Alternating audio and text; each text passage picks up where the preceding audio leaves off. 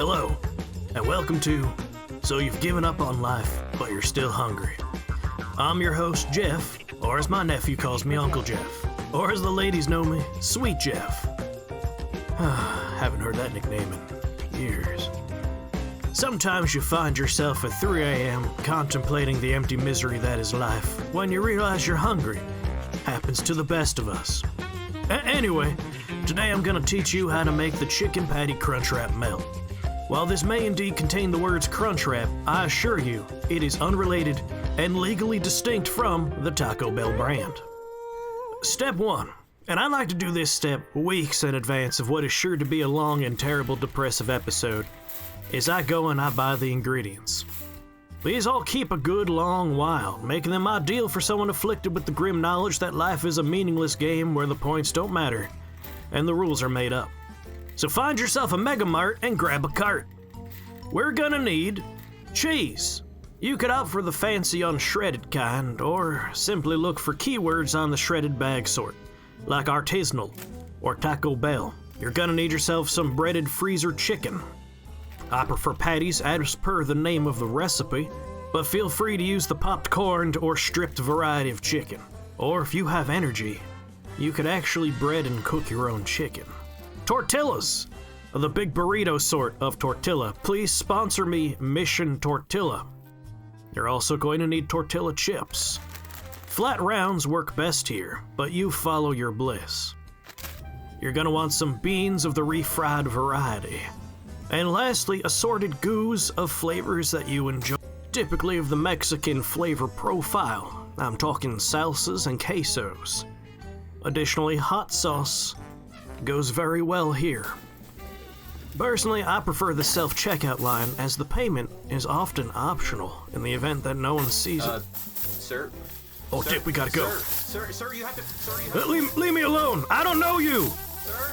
I don't know you. Leave me alone. If you manage to evade capture, proceed to step 2, cooking. As a properly trained cooking person, I like to get my mise en place, which I believe is Italian for get me in place. Anyway, you're gonna want to mix together your goos. And you're gonna want to place that on tinned foil. Fold that into a little pocket. And place that on top of your toaster. Trust me, this is going somewhere. Next, the chicken takes somewhere in the 20-minute area of cooking in a toaster. So you're gonna want to set the temperature to the temperature indicated on the package and set the timer and place them inside. As the chickens cook, the goo will slowly heat up on top of the toaster through the residual heat rising up. This is called efficiency. You can now masturbate for 20 minutes between this and the following step and get some of those much needed endorphins to keep you going for one more day.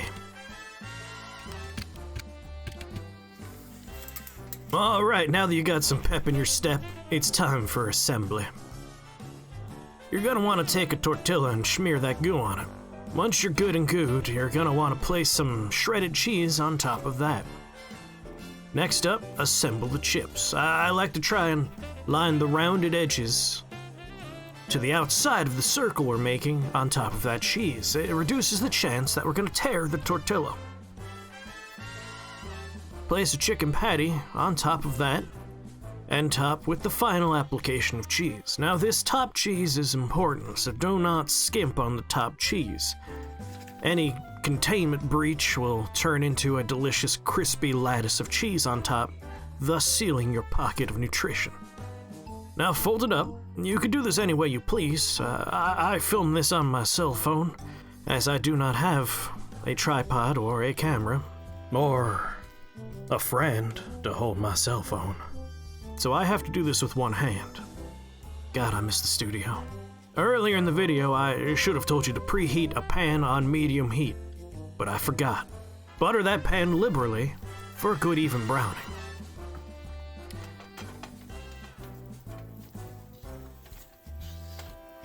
I like to start with the folded side down to seal the pocket of nutrition. Otherwise it will unfold in the pan and you'll just have yourself a mess that you'll never clean up. After about 2 to 4 minutes, you're gonna want to flip that and brown the other side. Everything's already cooked in here, so we're really just shooting for color, texture. Go as dark brown as you prefer here. Sometimes I just let it burn, personally. Or other times I just eat it cold. Just like the cold that I have in my heart. You're ready to dig in, so go ahead, dig in. It's cheesy, it's crunchy, it's delicious. The beans give it a nice balance. And they're filled with all kinds of vitamins that you probably need, given that you don't ever see the light of day and you certainly don't take care of yourself. Eat 1 or 2 of these and you may even start to think you've managed to fill the emptiness that's deep inside of you and keeps you awake at night. And yet it's also a weight that keeps you from getting out of bed in the morning. Anyway, be sure to click that like button and then subscribe. It would really make my nephew very happy. I don't know what that bell does, but click that too. It would mean the world to me. After the TV station went bankrupt, bringing my vision and passion, or what's left of it, to shake the box has really given me a new lease on life, so your support, it very literally is everything. Anyway, this has been Sweet Jeff, and come on back for more So You've Given Up on Life, but You're Still Hungry. Along with all of our other primetime programming, only on Channel 3, on YouTube, only on Shake the Box on YouTube. Anyway, I'm going back to bed. Bye.